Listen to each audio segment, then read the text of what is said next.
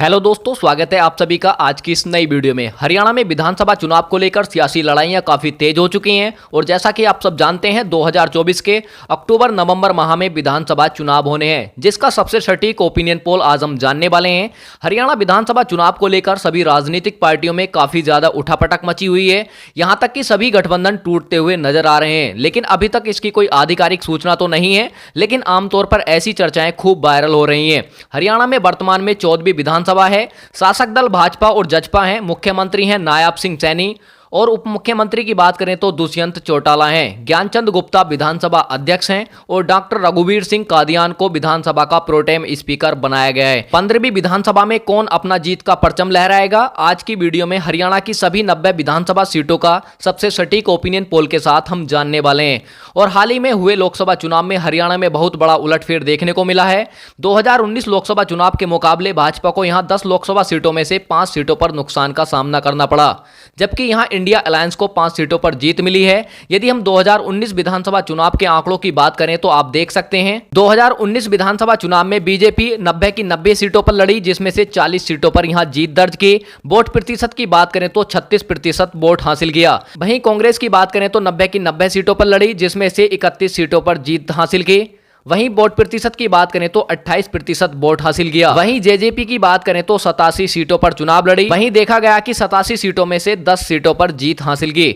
वहीं प्रतिशत की बात करें यानी कि वोट प्रतिशत की बात करें तो 15% वोट भी हासिल किया। वहीं सैड की बात करें एसएडी की तो एसएडी 3 सीटों पर चुनाव लड़ी, जिसमें से कोई भी सीट नहीं जीत पाई। जिसमें से वोट प्रतिशत की बात करें तो 0.3% वोट हासिल किया। वहीं आईएनएलडी की बात करें तो 81 सीटों पर चुनाव लड़ी, जिसमें से 1 सीट पर चुनाव जीत पाई। वहीं वोट प्रतिशत की बात करें तो 2% वोट हासिल किया। तो ये थे 2019 विधानसभा चुनाव के आंकड़े। 2019 में पूर्ण बहुमत किसी भी पार्टी को नहीं मिला था, लेकिन भाजपा और जजपा ने मिलकर हरियाणा में गठबंधन की सरकार बनाई थी।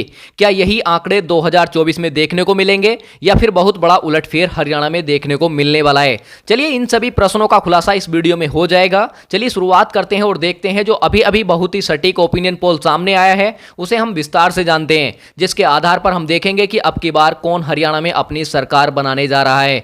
चलिए तो शुरुआत करते हैं और देखते हैं सबसे पहला जिला। चलिए हम सबसे पहले हरियाणा के झज्जर जिले से शुरुआत करते हैं। झज्जर जिले में विधानसभा की कुल 4 सीटें आती हैं, जिसमें से देखा जा रहा है कि बीजेपी का यहां खाता खुलने की भी कोई संभावना नहीं है। देखा जा रहा है कि झज्जर की 4 विधानसभा सीटें कांग्रेस के खाते में जाती नजर आ रही हैं। वहीं अन्य दल का खाता भी खुलने की कोई संभावना नहीं है। इसी के साथ यदि हम बात करते हैं रोहतक जिले की, तो रोहतक जिले में विधानसभा की कुल 4 सीटें आती हैं। यहां भी देखा जा रहा है कि बीजेपी के खाते में यहां कोई भी सीट जाती नहीं दिख रही है। कह सकते हैं कि बीजेपी का यहां सुपड़ा साफ होता नजर आ रहा है। वहीं कांग्रेस की बात करें तो 4 की 4 सीटें जाती नजर आ रही हैं। इसी के साथ बात करते हैं महेंद्रगढ़ की। महेंद्रगढ़ में विधानसभा की कुल 4 सीटें आती हैं, जिसमें से देखा जा रहा है कि बीजेपी के खाते में यहां 3 सीटें जाती दिख रही हैं। वहीं कांग्रेस की बात करें तो 1 सीट जाती नजर आ रही है। अन्य दल का खाता यहां खुलने की कोई संभावना नहीं है। कह सकते हैं कि महेंद्रगढ़ में बीजेपी को बहुत बड़ा फायदा मिलता हुआ नजर आ रहा है। वहीं कांग्रेस की बात करें तो कांग्रेस को यहां झटका लगता हुआ नजर आ रहा है। इस प्रकार हमने देखा कि 90 विधानसभा सीटों में से 12 विधानसभा सीटों का सर्वे देखा, जिसमें से देखा जा रहा है कि एनडीए के खाते में 3, वहीं इंडिया की बात करें तो 9 सीटें जाती नजर आ रही हैं। अब इसी के साथ यदि हम बात करते हैं रेवाड़ी जिले की, रेवाड़ी जिले में विधानसभा की कुल 3 सीटें आती हैं, जिसमें से देखा जा रहा है कि बीजेपी के खाते में ये 3 की 3 सीटें जाती नजर आ रही हैं। कह सकते हैं कि बीजेपी को यहां बहुत बड़ा फायदा मिलता हुआ नजर आ रहा है। वहीं कांग्रेस को बहुत बड़ा झटका लगता हुआ नजर आ रहा है। अन्य दल का खाता भी खुलने की यहां कोई संभावना नहीं है। यदि इसी के साथ यदि हम बात करते हैं नूह जिले की, नूह जिले में विधानसभा की कुल 3 सीटें आती हैं, जिसमें से देखा जा रहा है कि बीजेपी के खाते में यहां कोई सीट जाती नहीं दिख रही है। कह सकते हैं कि बीजेपी का यहां भी सोपड़ा साफ होता नजर आ रहा है। वहीं कांग्रेस की बात करें तो नूह जिले की 3 विधानसभा सीटें कांग्रेस के खाते में जाती नजर आ रही हैं। अब यदि हम बात करते हैं गुड़गांव जिले की, गुड़गांव जिले में विधानसभा की कुल 4 सीटें आती हैं, जिसमें से देखा जा रहा है कि बीजेपी के खाते में 3 सीटें, वहीं कांग्रेस की बात करें तो 1 सीट जाती नजर आ रही है। कह सकते हैं कि गुड़गांव जिले में भी बीजेपी को बहुत बड़ा फायदा मिलता हुआ नजर आ रहा है। वहीं कांग्रेस की बात करें तो बहुत बड़ा झटका लगता हुआ नजर आ रहा है। अब इसी के साथ बात करते हैं फरीदाबाद की। फरीदाबाद जिले में विधानसभा की कुल 6 सीटें आती हैं, जिसमें से देखा जा रहा है कि बीजेपी व कांग्रेस के बीच मुकाबला टक्कर का देखने को मिल सकता है। यह कहें कि एनडीए व इंडिया गठबंधन के बीच मुकाबला यहां टक्कर का देखने को मिल सकता है। फरीदाबाद जिले की 6 विधानसभा सीटों में से बीजेपी के खाते में भी 3, वहीं कांग्रेस की बात करें तो 3 सीटें जाती नजर आ रही हैं। अन्य दल का खाता खुलने की यहां कोई संभावना नहीं है। इसी के साथ यदि हम बात करें पंचकुला जिले की, पंचकुला जिले में विधानसभा की कुल 2 सीटें आती हैं, जिसमें से देखा जा रहा है कि बीजेपी का यहां खाता खुलने की कोई संभावना नहीं है। बीजेपी की यहां लुटिया डूबती हुई नजर आ रही है। कह सकते हैं कि पंचकुला जिले में कांग्रेस के खाते में 2 की 2 विधानसभा सीटें जाती नजर आ रही हैं। इस प्रकार हमने 30 विधानसभा सीटों का सर्वे विस्तार से जाना, जिसमें से देखा जा रहा है कि एनडीए के खाते में 12, वहीं इंडिया अलायंस की बात करें तो 18 सीटें जाती नजर आ रही हैं। अन्य दल का खाता अभी तक खुलने की कोई संभावना नहीं है। अब इसी के साथ यदि हम बात करें अंबाला जिले की, अंबाला जिले में विधानसभा की कुल 4 सीटें आती हैं, जिस पर देखा जा रहा है कि बीजेपी व कांग्रेस के बीच मुकाबला यहां टक्कर का देखने को मिल सकता है। यह कहें कि अंबाला की 4 विधानसभा सीटों में से बीजेपी के खाते में भी 2, वहीं कांग्रेस की बात करें तो 2 सीटें जाती नजर आ रही हैं, यानी कि मुकाबला बहुत ही कड़ा देखने को मिल सकता है।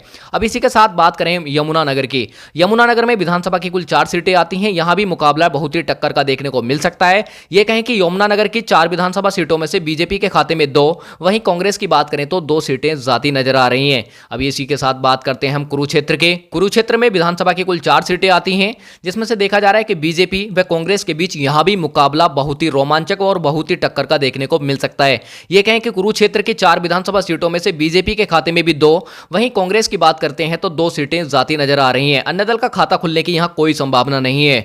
अब इसी के साथ यदि हम बात करें कैथल जिले की, कैथल जिले में विधानसभा की कुल 4 सीटें आती हैं, यहां भी मुकाबला बहुत ही टक्कर का देखने को मिलेगा, क्योंकि बीजेपी के खाते में भी यहां 2 सीटें जाती नजर आ रही हैं, वहीं कांग्रेस की बात करें तो 2 सीटें जाती दिख रही हैं। अन्य दल का खाता यहां भी खुलने की कोई संभावना नहीं है। अब इसी के साथ यदि हम बात करें करनाल जिले की, करनाल जिले में विधानसभा की कुल 5 सीटें आती हैं, जिसमें से देखा जा रहा है कि बीजेपी के खाते में 3, वहीं कांग्रेस की बात करें तो 2 सीटें जाती नजर आ रही हैं। कह सकते हैं कि करनाल जिले में बीजेपी को 1 सीट पर बढ़त मिलती हुई नजर आ रही है। अब इसी के साथ बात करते हैं पानीपत की, पानीपत में विधानसभा की कुल 4 सीटें आती हैं, जिसमें से देखा जा रहा है कि बीजेपी के खाते में भी 2, वहीं कांग्रेस की बात करें तो 2 सीटें जाती नजर आ रही हैं। कह सकते हैं कि पानीपत में भी मुकाबला बहुत ही टक्कर का देखने को मिल सकता है और बराबरी का यहां मुकाबला देखने को मिल सकता है। अब इसी के साथ यदि हम बात करें सोनीपत की, तो सोनीपत जिले में विधानसभा की कुल 6 सीटें आती हैं, यहां पर बीजेपी का खाता खुलने की कोई संभावना नहीं है, अर्थात एनडीए का यहां खाता खुलने की कोई संभावना नहीं है, जिसमें से देखा जा रहा है कि सोनीपत की 6 की 6 विधानसभा सीटें कांग्रेस अर्थात इंडिया अलायंस के खाते में ये जाती दिख रही हैं। अन्य दल का खाता यहां भी खुलने की कोई संभावना नहीं है।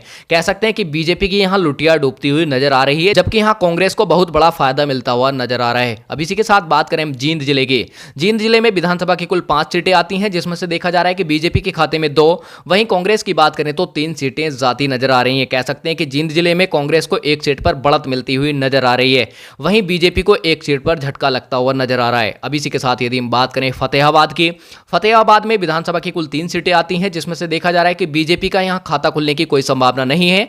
देखा जा रहा है कि कांग्रेस के खाते में 3 की 3 सीटें फतेहाबाद की जाती नजर आ रही हैं। चलिए इसी के साथ यदि हम बात करते हैं सिरसा जिले की, सिरसा जिले में विधानसभा की कुल 5 सीटें आती हैं, जिसमें से देखा जा रहा है कि बीजेपी का यहां भी खाता खुलने की कोई संभावना नहीं है। देखा जा रहा है कि सिरसा की 5 विधानसभा सीटें कांग्रेस के खाते में जाती नजर आ रही हैं। कह सकते हैं कि सिरसा में बीजेपी की लुटिया डूबती हुई नजर आ रही है, जबकि कांग्रेस को यहां बहुत बड़ा फायदा मिलता हुआ नजर आ रहा है। चलिए इसी के साथ यदि हम बात करें हिसार जिले की, हिसार जिले में विधानसभा की कुल 7 सीटें आती हैं, जिसमें से देखा जा रहा है कि बीजेपी की यहां लुटिया डूबती हुई नजर आ रही है। कह सकते हैं कि बीजेपी को यहां कोई भी सीट जाती नजर नहीं आ रही है, जबकि कांग्रेस को यहां 7 की 7 सीटें जाती नजर आ रही हैं। अन्य दल का खाता भी यहां खुलने की कोई संभावना नहीं है। इसी के साथ यदि हम बात करते हैं भिवानी जिले की, भिवानी जिले में विधानसभा की कुल 4 सीटें हैं, यहां देखने को मिल सकता है कि बीजेपी व कांग्रेस के बीच मुकाबला टक्कर को देखने को मिल सकता है, क्योंकि भिवानी की 4 विधानसभा सीटों में से बीजेपी के खाते में भी 2, वहीं कांग्रेस की बात करें तो 2 सीटें जाती नजर आ रही हैं। चलिए इसी के साथ यदि हम बात करें चरखी दादर की, तो चरखी दादर में विधानसभा की कुल 2 सीटें हैं, यहां भी बीजेपी का सोपड़ा साफ होता नजर आ रहा है, यानी कि कोई भी सीट यहां जाती नजर नहीं आ रही है।